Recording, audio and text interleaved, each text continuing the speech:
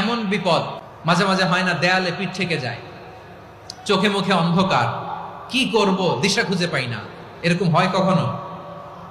হ্যাঁ, আপনাদের হয়? হয় না? তো জান্নাতে আছেন আপনারা।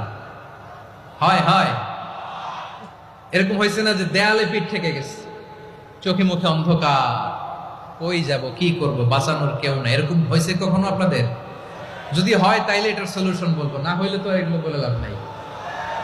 হয় হয় হয় বিশ্বনবী এরকম কঠিন বিপদে পড়েছেন জীবনের কিছু কিছু মুহূর্তে।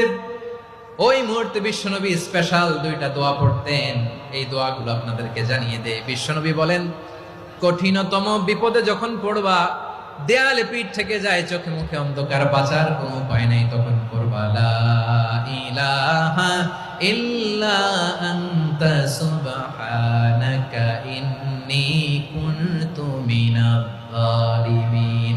আল্লাহ, তুমি ছাড়া কোনো ইলাহ নাই, তুমি পবিত্র, নিশ্চয় আমি জালিমদের অন্তর্ভুক্ত। সুবহানাল্লাহ বলেন। এই দোয়া সাইয়েদনা ইউনূস আলাইহিস সালাম পড়েছিলেন যখন মাছের পেটে ছিলেন। কিসের পেটে?